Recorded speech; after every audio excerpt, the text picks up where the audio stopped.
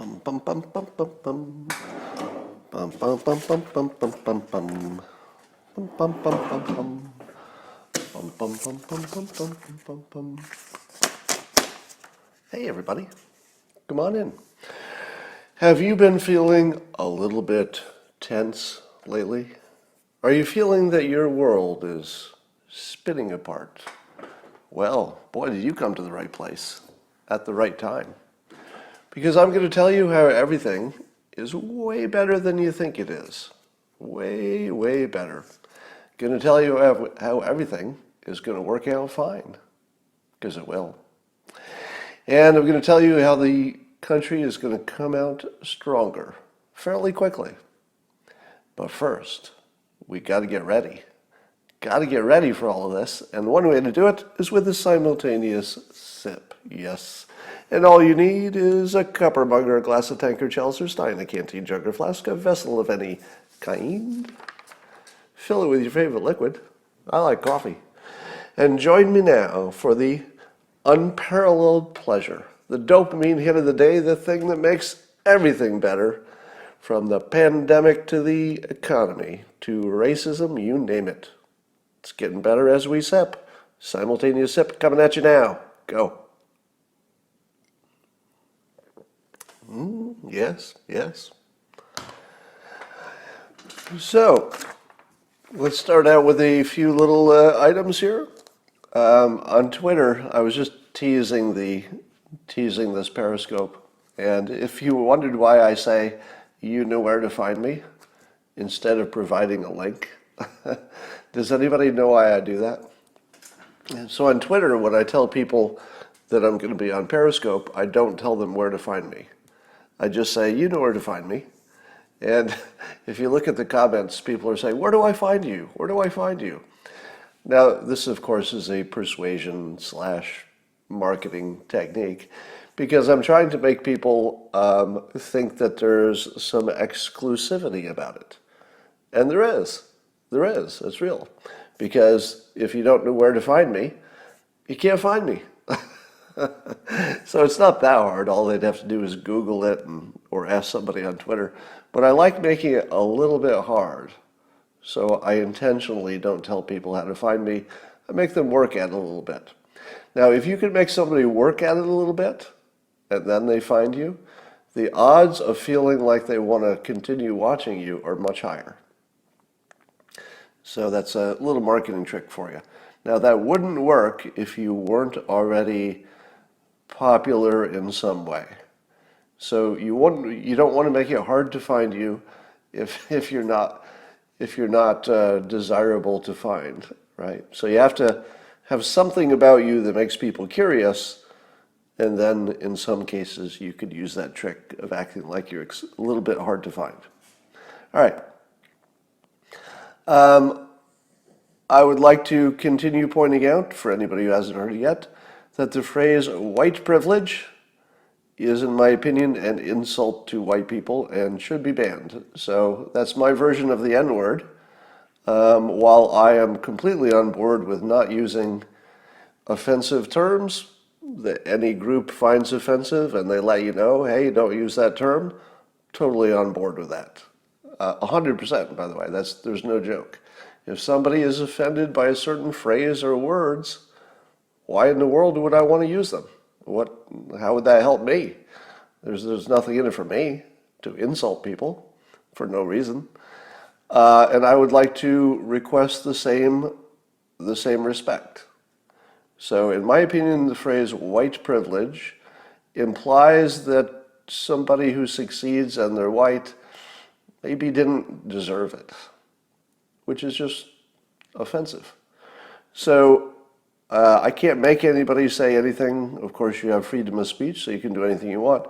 But in terms of information, I think it'd be helpful for people to know that when I hear the term white privilege, and I would imagine this is common, but you can speak for yourselves. I don't speak for anybody else. That white privilege is an offensive term. It's just completely offensive. Now, that's not to say there isn't something to it. Things can be true and offensive at the same time. Would you agree? Would you agree that we're not talking whether it's true, because things can be true and offensive. There's no conflict there. All right, there are 5 days left in my 1-week challenge for somebody to explain to me in a coherent way what systemic racism is with a current example. So it's the example part that's the fun part. I've had, as we went through this yesterday, people will give you analogies, they'll give you historical examples that don't apply, like redlining, things that are currently illegal. They'll tell you that there are statistical differences, let's say, in education and incarceration. And those things are all true, but they don't seem to get towards systemic, as I understand the word. So we're still waiting for that. At the end of the week, well, let's say, here's what we've learned already. So I cannot yet conclude that it doesn't exist, that there's no such thing as systemic racism. In fact, I would assume, just based on living, I would assume that there are examples of it, and that those examples are perfectly clear. And when presented to me, even I would say, being skeptical as I am, that even I would say, oh yeah, that's a pretty good example. I'm with you, I see that. But I'm not getting it, weirdly enough. I expect it, because there's still 5 days left, so I would expect this would not be hard. But here's what we know for sure. So it is way too soon to say anything like that systemic racism doesn't exist. So I'm not making that claim. Way too early to say that, because there's 5 days left of the test. What we can say with complete certainty, though, is that people don't agree what it is, and there's no common definition. Would you say that? Would you say that we can say with some certainty that the idea of systemic racism, separate from the question of whether it exists at all, I assume it does, I'm just waiting for better explanations, but we can conclude that people don't agree what it is. If you ask for examples, it'll be all over the board. Most of them will not be something that somebody else would say, well, that's not so systemic. That's just an example of somebody being a racist. And we all know that exists. There's no debate on whether or not racism exists.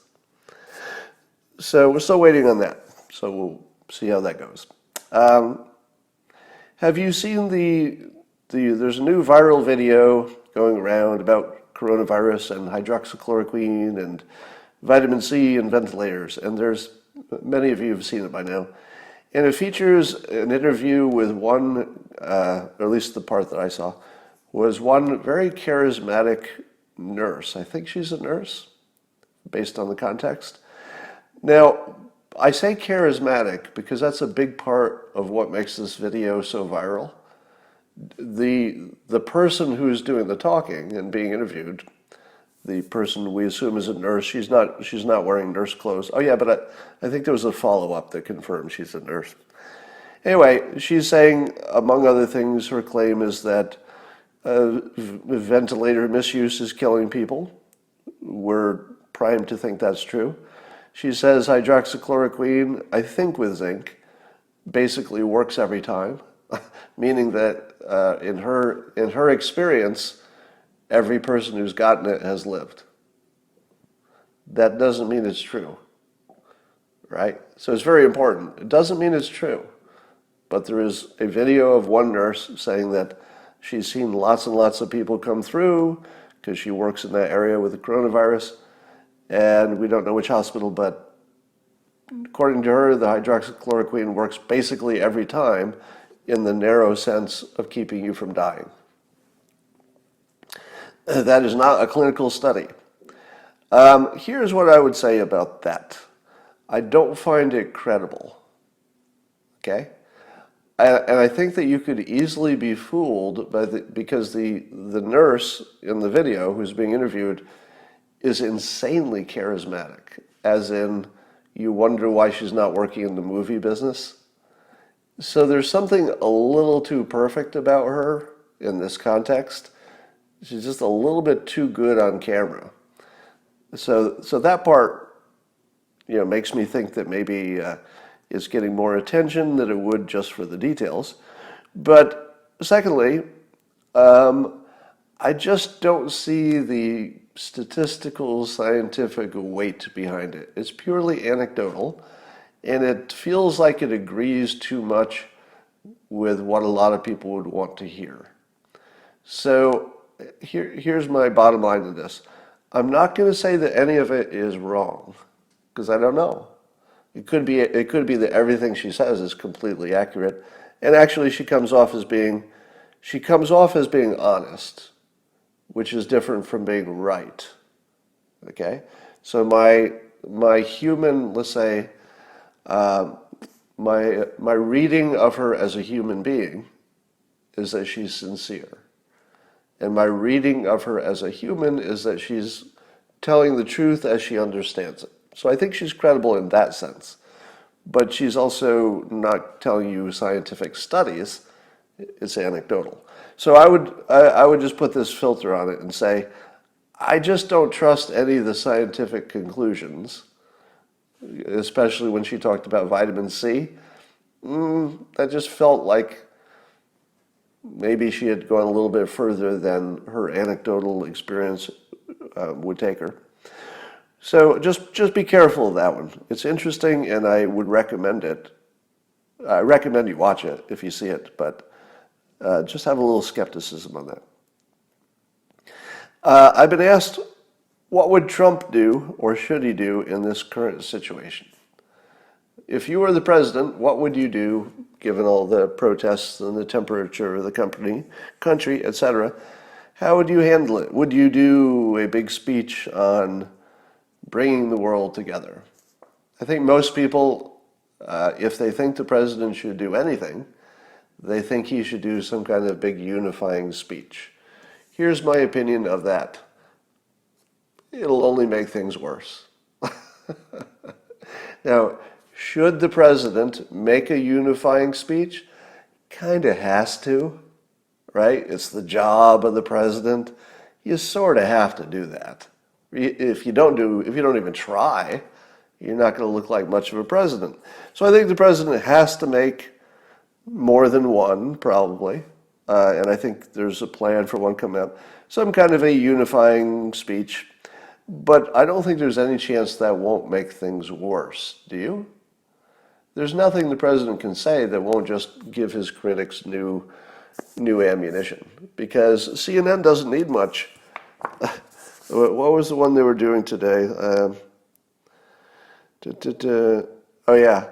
So here's something the president said recently that CNN found a criticism with. So the president said this, quote, "We have to work together to confront bigotry and prejudice wherever they appear." So far, so good, right?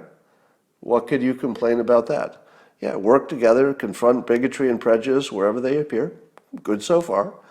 But we'll make no progress and heal no wounds by falsely labeling the tens of millions of decent Americans as racists or bigots, Trump said. So CNN pulls that out and criticizes him for saying that we should not be bigots and prejudiced. That's what he said. Don't be a bigot in any way. Don't be a bigot against black people. Don't be a bigot against Republicans. Just don't be a bigot. And CNN calls that out as a gigantic criticism of how bad he is for not wording it right. Did he not word this right? No, he did. He worded it perfectly because he included everyone. He said, no bigotry, no prejudice. We should work together to get rid of it. And by the way, we should get rid of all of it. Not just most of it. Let's get rid of all of it, including bigotry against, Republicans, basically. So is there any chance that if the president did a perfect speech, that it would be regarded as a perfect speech? No. Even this week, I think 3 or 4 times CNN has repeated the fine people hoax out of Charlottesville, as if the president praised neo-Nazis, which didn't happen. The opposite happened. He condemned them. So if you think that saying the right things can help, you haven't been paying attention. Saying the right things won't help at all. it will make things worse. Now, he has to do it anyway, because, you basically have two bad choices. Say nothing, that's really bad. Say something, still bad, but not as bad as saying nothing. So, those are the choices that the smart people are giving the president. 2 ways to lose. I don't think he likes that. So instead of 2 ways to lose, how about something else? How about, instead of 2 ways to lose, we give him a more productive path? And let me suggest this. Suppose the president came out and, he has to say all the right things about coming together. That won't work, but he has to say them. But then suppose he emphasized coming together on data. Interesting, huh? Has anybody done that before? Has any leader said, look, we can't do a thing until we agree on the data. So let's agree on the data.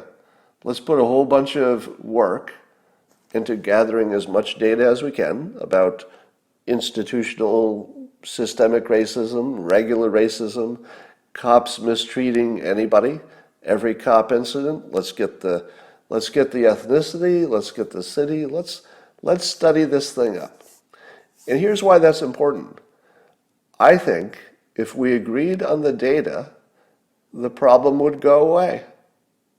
Now, not right away, but at least if you had the same data, everybody would be on the same page. The problem is, most of the problems in life, almost all of our political problems, they're all because the data is bad. And when I say the data is bad, I mean, when I say the data, I'm going to make a note. Somebody said something here I want to get back to. The data is bad for climate science. The data is bad for the economy. The data is bad for racism. The data is bad for who the police are stopping and killing. Basically, every big issue, the data is bad, right? Can you think of anything that Republicans and Democrats disagree on in which we also agree on the data? I don't know, there might be one, maybe abortion. Because I think in abortion we agree on the data, but then people disagree on whether it's a good idea or not. So, but I would say in general, if you look at the things that are most in the headlines recently, it's because we can't agree on the data. So could the president make any headway by saying, look, let's start where we all agree. Is there anybody out there who doesn't think we need to better understand the data when it comes to racism? Raise your hand if you don't want better data. Nobody raises their hand. So you find at least this tiny little thing that you all agree on. We need better data. And we should put it all in one place so everybody can look at it and we'll be on the same page. So that's one thing the president could do that I don't think would get pushback. Study it and make sure that there's some real effort and muscle and money behind really understanding it in all of its complexity. Here's another thing the president could do. He could say, as I've been saying, racism is a problem. We should do everything we can do to reduce it. You have to say that. Everybody agrees with that. But you have to also be realistic. All right? We're a certain type of people. We have pattern recognition brains. You're never really going to get rid of it. So you should, in addition to trying to stamp it down or tamp it down to the smallest thing it can be, it's never going to be zero, but you want to get it small. That's good. But in addition, there's an entirely neglected area, which is learning how to deal with it. Ideally, you'd want to have none, but you can't get there. I mean, realistically, you can't really get there. Not all the way to no racism. We're humans. Just not going to happen. But you can develop strategies that make it so irrelevant that you barely notice. One of the strategies, for example, is just having a better idea that, let's say if you're a young black person, to know that corporate America wants to hire you. Strategically, if you developed a skill stack that aimed toward a corporate job, your odds of success are basically 100%. So would you still have racism? Probably. In your daily life? Probably. But would it stop your career? Nope. Your career would do great. Racism isn't going to stop your career if you have the right strategy, if you have a talent stack that works. So the president could tell people to work on strategy, and there's a lot that could be done there. He could also emphasize something I'm going to be talking about in a minute, A/B testing. In other words, the president doesn't have to say this is a good idea and this is a bad idea. The president can say, we've got a big country, let's test some stuff. Let's just see what works. Who would be opposed to testing some things small? Just try a town with no police. Just try it. See what happens. Try police plus some other change. Try mostly police, but you've also funded some other things. Just try some stuff. Who's against that? All right. If all goes well, I'll be on Tucker Carlson tonight. So if you want to see more of me, I guess there's a big move to cancel Tucker for all the usual reasons that the left hates anybody. And I guess they're getting some success in getting some of his advertisers to pull back. So far, Fox News is backing him, as far as I know. Now, going on Tucker's show at the moment, when he's the focus of the entire country's, at least the left, not the entire country, but the left's entire focus of cancellation is Tucker, to go on his show, simply being on his show would be supportive, of course. To go on his show at the very moment the white-hot fire of cancellation is on him is, of course, career suicide on my part, which is what makes it attractive to me. I don't know what's wrong with me. I swear to God, I don't know what's wrong with me, but sometimes you need a little danger in your life just to feel alive. Do you ever have that feeling? It's like you really can't go through life with no danger. But everybody has their own preferred kind of danger. I'm not a big fan of, extreme sports and physical danger, because if you get that wrong, you're in big trouble. But I kind of like social danger. Not every kind and not all the time. But now and then there are things that are just so tantalizing. And the thought of that I would increase my chance of being canceled just by going on Tucker's show, that sealed it for me that I was going to go. Because I'm turning down most things this summer, most invitations to go on shows and do interviews, I'm going to start turning down just because I have other things to do. But as soon as I realized that Tucker is the focus of all this cancellation energy, I thought to myself, I'd like to be right in the middle of that. What is wrong with me? There's something wrong with me because I want to be in the middle of that because I want to feel that fire focused on me for a little while, just to feel something. It's a weird thing about humans that we need to quit. The first time I ever heard this was my philosophy instructor in college. And he talked about how if you have a loose tooth, when you're a kid, you're going to lose a tooth. If you wiggle it around, it hurts. But what do you do all day long if you have a loose tooth? You wiggle it around, and it hurts. And then you keep wiggling it around, and it hurts. And there's nothing good comes from it. But it's one of those things that sometimes you just can't help yourself. You go toward pain. I don't know what this is about people. Anyway, so I'll be on that. I don't know the exact time, and it could change. Those of you who've been watching me for a while, when I go on book tours, I get booked on things, and I don't like to tell you too far in advance because those things get changed half the time. They get changed so often that you can never guarantee them. All right. Here's some other things that the enemy of the people is telling you. I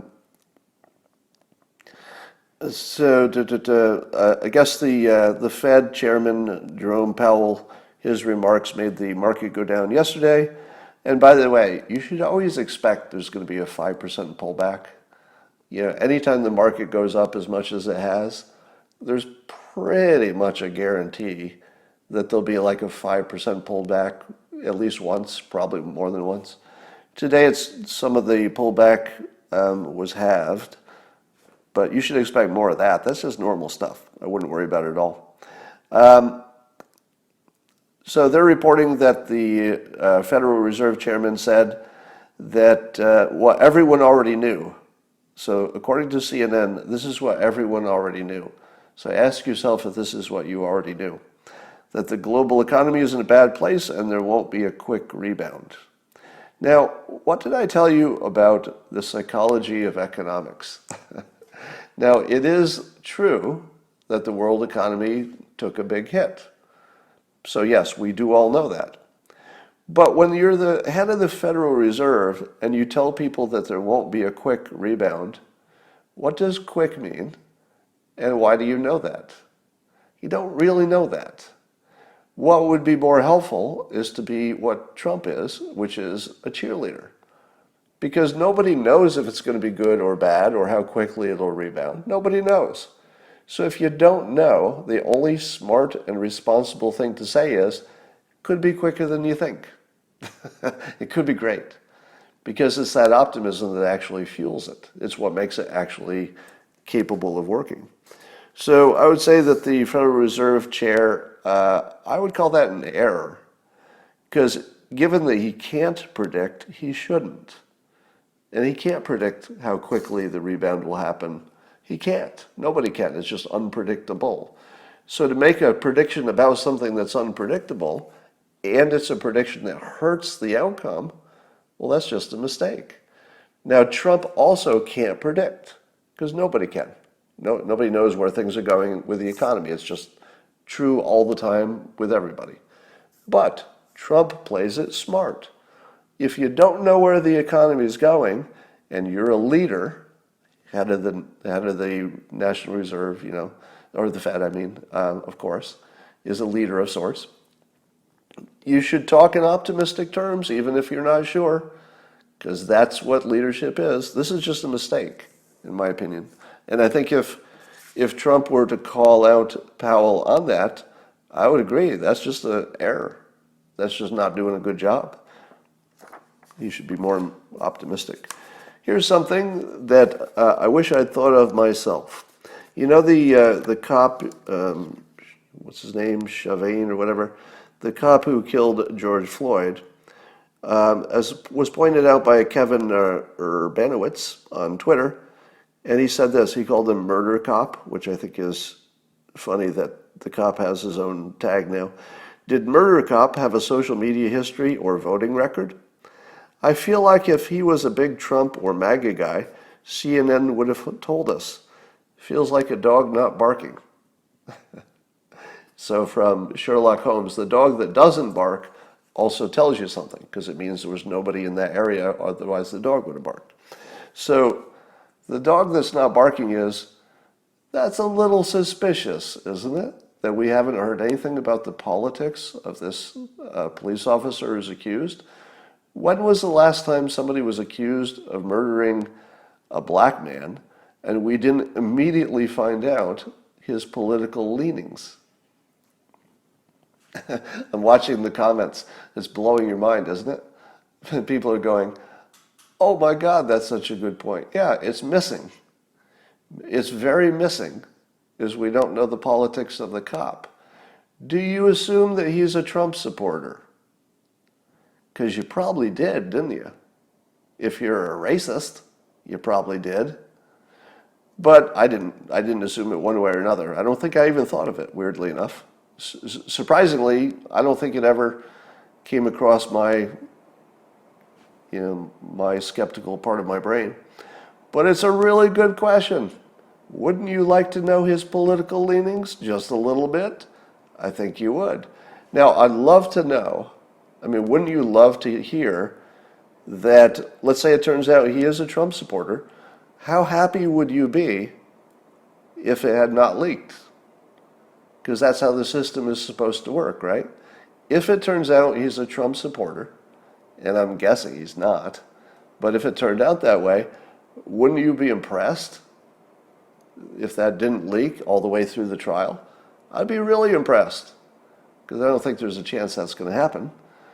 But that's the way it's supposed to work. So maybe we're seeing something really good happening here, which is a system working the way it's supposed to work without leaks.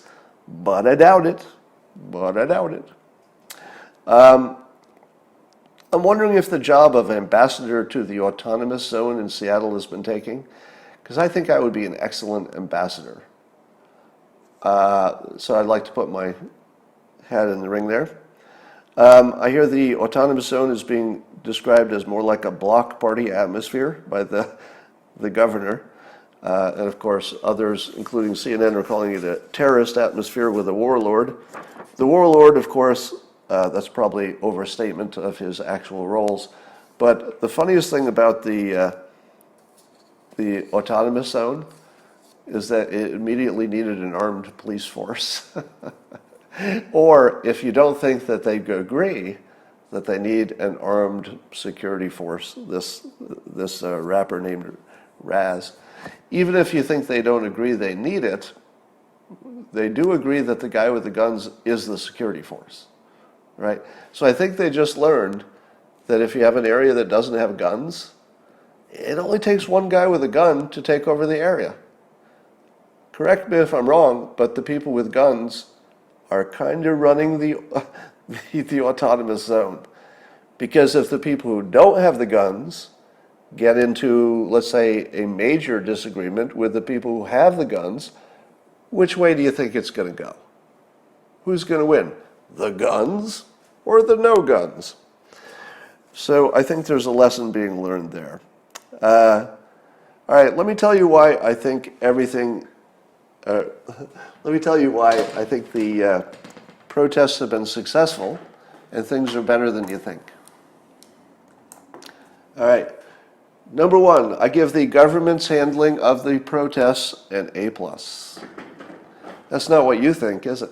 Don't you think that every part of the government messed up? You think the mayors blew it? You think the president should have been more involved? What's up with those governors? Right? Because we're fed a nonstop diet of our politicians messed up. And you're always watching your favorite news source, and each news source is picking on different politicians. But the theme that overall is all the politicians are doing everything wrong all the time, basically. That was the coverage. Let me tell you the opposite view and why I would give all of the politicians, from mayor all the way through, A+. Now, I'm only talking about how they handled the looting and the protests. Right? I'm not talking about other policies. So this is not an A+ for all their performance. It's not an A+ for all the things they said or anything like that. Just the outcome. What would have been the best outcome from all of these protests and looters? Well, the best outcome is that the police did not kill anybody else who didn't deserve it. You know, it wasn't part of something that's legitimate. So here are the things that I think you should look for the dog not barking. The entire protests, in my opinion, were a giant provocation for the police. In other words, the police, the National Guard, the president, all the politicians were being pushed to overreact. Would you agree that a major risk / even goal of some percentage of the protesters, not all of them clearly, but some percentage of the protesters wanted a provocation and they wanted an overreaction? Would you say that that's true? Did any of the governments give them an overreaction? No, they really didn't. So, a whole bunch, I guess scores of police and Secret Service at the White House were injured, and some of them badly injured. Terrible injuries. We're talking about head injuries, lots of them. And with all of that, no overreaction anywhere. No overreaction anywhere. Not in a city, mostly it was in the cities, but not anywhere. A+. If we're not done yet, right? There could still be some bad stuff happening, but we've gotten pretty far into this, we're a lot closer to the end of at least the street protest part of it than we were at the beginning. And I don't think we messed up at all. This is one of the greatest success stories I've ever seen. I mean, I am so impressed by the restraint of everyone. Everyone. Not only did the armed Americans in this country not take out their weapons, oh, they bought weapons. They cleaned weapons. They loaded weapons. They made sure they knew where their weapons were, but they didn't use them. Didn't use them. You didn't see anybody shooting a protester. And here's the weird part. You didn't see even the protesters arm themselves and use the guns. You see people doing, lots of things for the cameras. People had guns, hold guns. But for the most part, we're the most armed country in the world, and we chose not to use them. It's remarkable on a level that I don't think will ever be fully appreciated. One of the most remarkable human accomplishments is that we just went through the last couple of weeks, not done yet, but it's looking good. I think we did something close to impossible, really. So A+, because I think there was a strategy to it, and I think the strategy was perfect. And the strategy was to listen. I think that happened. I think the entire country listened. No question about it. And drain the energy out of it slowly. Because I think there was an understanding that there was an energy problem, just too much pent-up energy, years of, grievances, that are real. And I don't want to make the mistake of giving somebody the chance to misinterpret this. The protest didn't happen because it was warm. It didn't happen because of the coronavirus. It didn't happen because of the lockdown. It didn't happen just because of a video. It needed all of those things, including the history and the grievances that have built up. All of it had to happen the way it did. But once it happened, by far the best strategy was to just hold.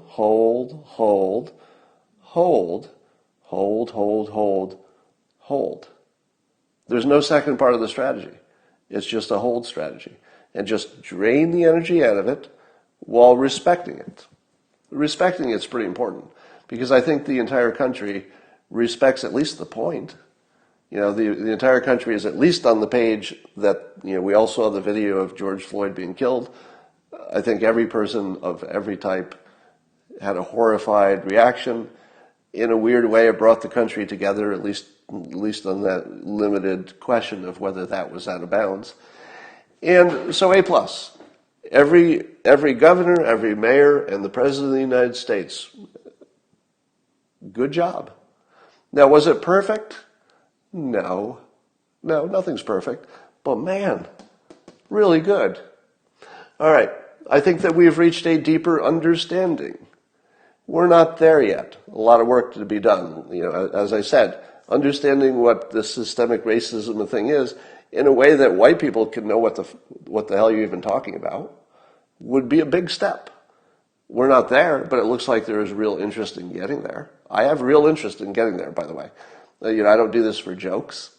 I do it because I have a real interest. I would like to understand, the black experience better. I would like them to understand my experience better. That's all good. So I would say that the amount of focus that was put on the question of racism, A+. If I'm going to grade the protesters for getting attention, A+. You can't take that away from them, right? But how about getting something done that's practical? I and many other people have noted accurately that there's no unified set of requests. And I've said that it would be a mistake to try to offer things because then you're negotiating with yourself. That's a term of art for negotiating, and it's considered a mistake.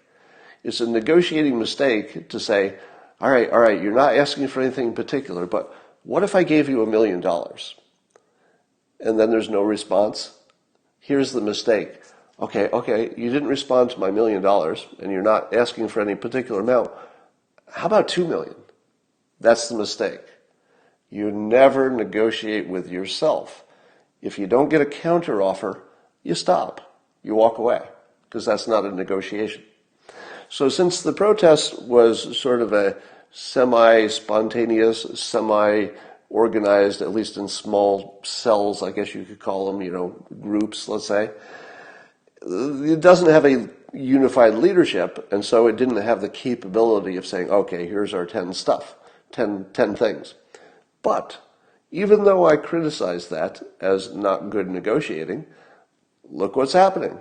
If I'm being honest, it's working. Because you see new legislation being proposed, quite seriously. Rand Paul just came out on Twitter. I think he's actually sponsoring some or co-sponsoring some legislation. I don't know exactly his involvement, but he's supporting it, for getting rid of no-knock warrants. Now, I didn't even know about no-knock warrants. I didn't even know that was a thing, right? Did you know that no-knock warrants were a thing? Well, if you were following, a specific case of racial injustice, as many people believe it to be, you knew about it in that one case. But I think most of us are getting this new understanding about, what's this? What's that? What's a no-knock warrant? Because you and I have never experienced a no-knock warrant. But apparently, it could be deadly if you're black, more so than, other groups. More so, that is the concern. Again, if we had better data, we would know what is true and what isn't, but that's the concern. Now, and that's just Rand Paul. Now, he is more associated with the right, of course, but on the left, they also have a number of legislative things going through the system. So I forget everything that's on Kamala Harris's list, but they all look pretty good to me. I'm no expert, and I can't tell you exactly what you do and do not need in this realm, but I looked at her list of stuff, and it was things like, training or national standards for cops, and there were things like, build a better database for police incidents. And I looked at the list and I said, reasonable. I would want to hear the experts weigh in on those things, because I'm not. But as a citizen, I look at the list and I think, reasonable, quite reasonable. Now, the whole defund the police, well, I don't think you can take that too seriously, really. Unless you hear Biden say, I'm going to defund the police, I wouldn't take it too seriously. I think defund the police is turning into Trump's plan of funding the police fully, but also there might be some other things that are worth funding. Because when the protesters say defund the police, it's not so much that they need, them to be defunded. It's just a conceptual thing to say that money could be maybe more productive in these other areas of social concern. If it turns out that what happens is the police are mostly funded, except in some places where they're experimenting, that's not bad. If it turns out that some things that should have been funded got funded, we'll see. It could be good too. I'm actually completely in favor of the autonomous zone. I know I make fun of it because it's just such a perfect fodder for humor. I mean, it's got, for God's sakes, it's got a charismatic rapper who's become a warlord. And of course, when we say warlord, that's a little bit for humorous purposes. He does have guns, and he does seem to be handling security. Warlord is just a funny term for it. But even though it's hilarious and funny and it can't last forever because they don't have a structure to support them, I would say that we're going to learn something from this. I think that the end product of this is we're going to learn something. And when I say we, I don't mean you. And I don't mean me. I mean the protesters. I mean the protesters are going to learn something from it, don't you think? They're going to have some fun, because right now it's just sort of fun. But they do have to worry about security. They have started infighting because they don't have a common enemy anymore. The common enemy was the police. So remember, the governments did this brilliant thing, And I would say that even the Seattle governor is playing this brilliantly. You don't think so, do you? Because I'll bet every one of you disagrees with that statement. The governor from Washington is playing it brilliantly. She's described it as closer to a bloc party than terrorism. I think she's 3/4 right. Right? She's more right than wrong, I would say, based on the pictures I've seen. She's more right than wrong. But whether or not it's fully a bloc party or there's something to worry about also, I think the way she is trying to frame it is perfection.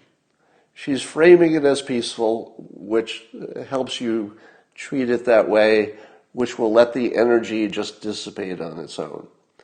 Going in there hard with any kind of force, huge mistake. Huge mistake. Now, eventually they might need to send in some kind of uniformed force to mop up, but I don't think the protests can last that long, meaning they need food. They're not going to want to stay there. They want to go home too. They're going to have to go home to see their pets and stuff. You just let the energy die out and see what you learn. And I think people will learn that running their own autonomous zones is not so easy. Might be useful. I would say that the protests led to reopening the country faster. Most of you would agree, right? Because it sort of made a joke of the thought that we shouldn't leave the house. The protesters just made a mockery of the whole coronavirus medical recommendation. Now, part of it was luck, because the virus was starting to wind down and we were getting smarter about how to treat it and ventilators and all that stuff. So some of it was luck, but I think you would agree that the protest hastened the economic reopening in a way that's irreversible. We're not going to go back to lockup. We're just not. So, that was an unintended consequence. And I think that the country will be stronger once we've gotten through all of this. That has less to do with the protests and more to do with just good news, because we shook the box on basically everything. And that kind of energy and disruption in a country full of entrepreneurs should unleash just amazing amounts of progress. Now, let me tell you how we could solve all this racism problem if we wanted to solve problems. But we don't. We don't. When I say we, I mean not everyone. You might want to solve a problem. I might want to solve a problem. But the leadership of groups that are, let's say, active, they don't necessarily want to solve a problem. Because in politics, if you solve the problem, you have to find another job, right? So politicians don't always want to solve problems. Sometimes it benefits them to keep that problem running a little bit. Likewise, the leaders of any kind of provocative groups. So the leadership may be out of sync with the people they're leading who might want solutions. Leadership, it's a little less certain. So, but imagine, if you will, there were no leadership, and all you wanted to do was solve problems. What would that look like? Given that people have very different views of the world, how could you solve it? Here's my take on it. I would say that if you looked at the political left and the political right, that they focus in different places. This part I've told you before, which is the left seems to focus on the end state. They'd like equal justice and equal pay and no bigotry and free healthcare and free college.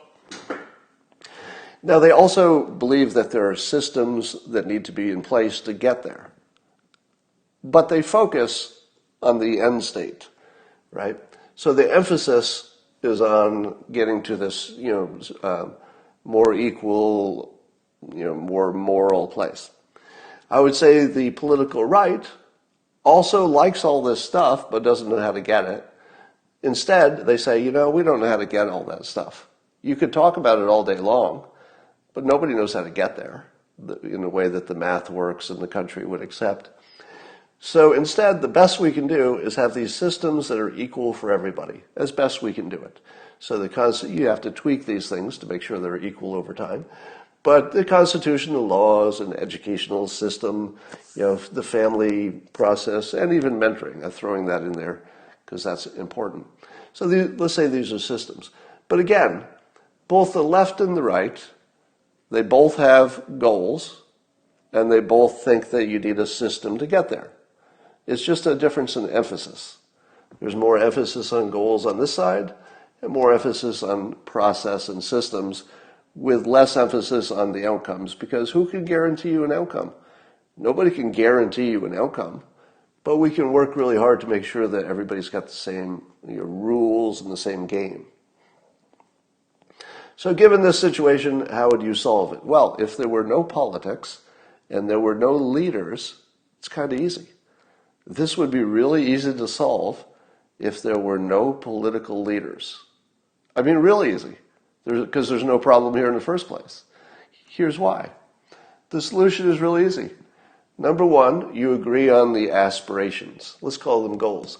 Is there anybody on the right who, if it were free, would not want everybody to have health care? If it's free, like it's not free. But imagine if, there were magic. So let's say magic exists. Hey, magic exists. And you go to a Republican. Hey, we just discovered that magic exists, and we can give everybody health care for free. Are you in? Is there any Republican who would say, no, even though it's magic and it's not going to cost me anything, it's not going to cost anybody anything, and there's no downside, I don't want other people to have health care? Said nobody. Right? If it were free, yeah, everybody be on the same page. So, given that you've got these 2 points of view, I think we could agree on the aspirations. There's no Republican who would not agree if we had a way to get there. We don't, but if we had a way to get there, I'd like all of this stuff. So you could agree on the aspirations, no problem. I think you could get there. You could also agree on the metrics. In other words, what are you measuring to know if you've got a problem, and what are you measuring to know if what you're doing is working? Well, that would be easy.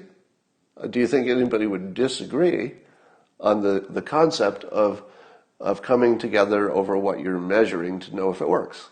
No, I think you could get together on that. That's not a problem. Then here's the part that's the heart of it, making A/B testing more common. Now, A/B testing is literally just testing something small and see if it works. And if it works, you do more of that. And if it doesn't work, you try something else, and then you just keep testing. But it's a continuous testing situation. Why do I like the autonomous zone in Seattle? Because it's a test. It's a test. We're going to learn something about the auto zone. We don't know what, but we're definitely going to learn something. Now, it's not the kind of A/B testing I'm talking about, because if you do it right, you plan it so it could be more lasting, and you do your best job of planning it. The Seattle autonomous zone was not planned, and therefore it doesn't have any structure to support it. So we kind of know where it's going to end up. In the long run, it's going to be dismantled. But we're going to learn a lot. And I think that genuinely it's going to be useful. And then once you've learned something for your testing, you revise your systems. So suppose we get an idea from this autonomous zone, and somebody says, the biggest problem is you didn't plan it, and also that it belonged to somebody else. That's a pretty big problem. That zone that they've occupied, that belongs to other people. So that's a problem. But suppose somebody said, hey, maybe we just need 2 systems within one country. Would it be a problem for you personally, would you have a problem if somebody said, hey, we found some private funding and we found some land for sale. We'd like to build a little experiment here in the middle of Idaho, or it doesn't matter where. Just find some friendly place.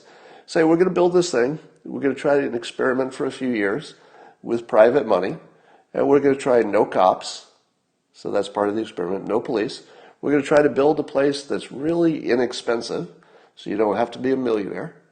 And we'll make sure everybody's trained and educated. We'll have some kind of health care. So in other words, we'll just test something, see if it works. Whatever we learn from that will become the next test, or maybe legislation. So if you had no politicians, it would be easy to merge these because they are 2 halves of the whole. Having goals without good systems is useless because you can't get to your goal. Having systems with no aspirations or no end state that you're trying to get to borders on immoral. That's not the intention. I mean, there's nobody on the right who's trying to do anything immoral. Nobody thinks of it that way. But if you have processes that don't have a pretty distinct end state in mind that's better for everybody, if you're not heading towards something good, what are you doing? You have to add these together to have anything. So if we didn't have leaders, we would just add those things together. We would agree that we don't know as much as we think we know about anything. So we would just test them. Somebody says, next time communism will work, I tell you. It hasn't ever been tried. So everybody who takes a good idea and then exaggerates it into a stupid one to make a point is really just surrendering. All right. So whoever said that, you just surrendered your point. Because if you have to take a good suggestion and turn it into something stupid just to criticize it, then you've accepted that there wasn't enough to criticize of the idea itself. So I don't believe anybody has suggested communism. I haven't heard that suggestion. I've heard socialism. If you think they're the same, again, same problem. You've surrendered. If you're going to call communism and socialism the same thing, well, you've surrendered. Because if you can't criticize socialism on its own without turning it into some other thing called communism so you can criticize it, well, you've surrendered. You've said there's nothing to criticize with socialism. Otherwise, you would just criticize it. You wouldn't have to turn it into something else. All right. People are giving me examples of other countries that have already tried things. Again, let me say this as clearly as possible. If somebody wanted to try something in just a small community and it wasn't your money, why would you object? I know you say you don't think the experiment would work if let's say it's too heavily socialist. I hear you. But you also hear that other people think it might, right? So all that I need to convince you is that there are people who have different opinions. That's all. If people have different opinions, and it can be tested, and it doesn't cost you anything, you personally, no risk. Why not? Why not? All right. The U.S. has never had socialism. The U.S. is a socialist country. We have lots of socialism. We just do it in a specific way. Are you talking about Chaz with Tucker tonight? Well, I don't know yet. So the way the process usually works is, so people who go on TV a lot, such as myself, know this process. So sometime today, a producer for Tucker's show will probably contact me and say the topics we want to talk about are, maybe 3 questions. Now, even if we talk about that topic, the host will usually change the questions. So even if I know the questions in advance, it's pretty rare to be asked exactly that question. Usually, the more talented hosts are going to put their own spin on the question, which is fine. So you can never be completely prepared because you don't know what the host is going to, improvise. Also, that list of, let's say, 3 things that you might talk about on the show gets revised every hour until the show, typically, because they're always looking at the hottest news and say, okay, we're going to drop this 3rd one because something just happened. We'll throw that on top, but the other 2 are still there. And then by the time you get to the show, who knows?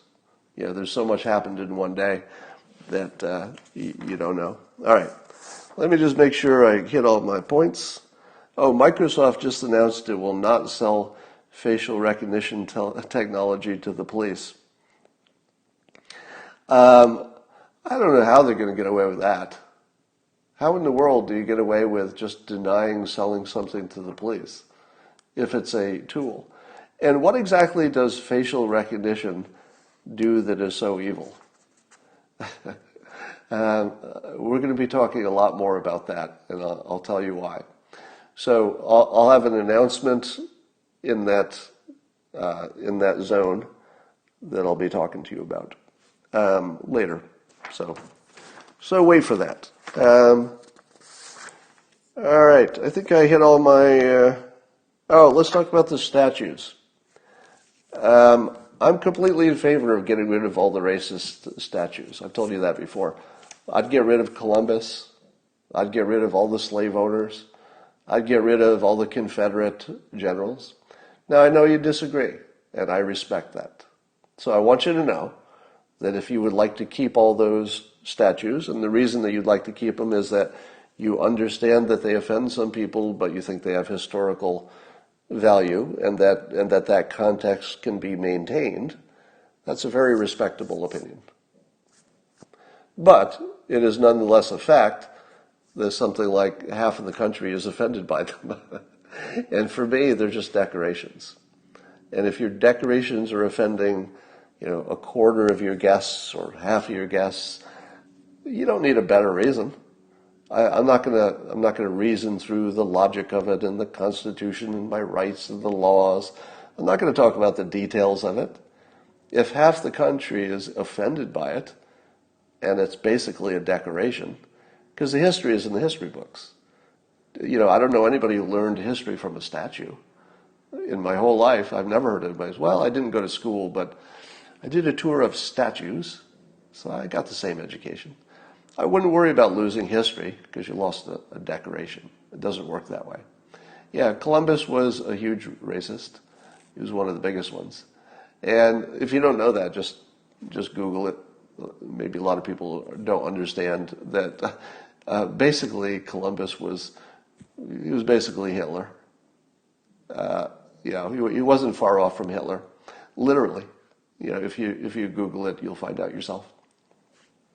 So I think that it's healthy for a country to reboot and refresh, and I don't think there's anything wrong with looking at our historical founders in their full context. And if we don't want to promote people who were half awesome and half horrible, we don't have to. Why bother? So I say, if somebody wants to protect the statues and handle them differently, I completely respect that. I just think this isn't even a policy decision. Let me put it in personal terms. As a policy decision, I don't know, I'm not really that interested. As a personal decision of a citizen who lives in the country, I personally choose not to offend other citizens of my country, deeply offend them, over something that's not important to me. So that's like a personal decision. In terms of policy, well, that gets into free speech and bigger things, and frankly, I'm not that interested. But if you want to know what I think about it personally, I wouldn't offend anybody for no reason. So that's me. That's all for me, and I will talk to you tomorrow.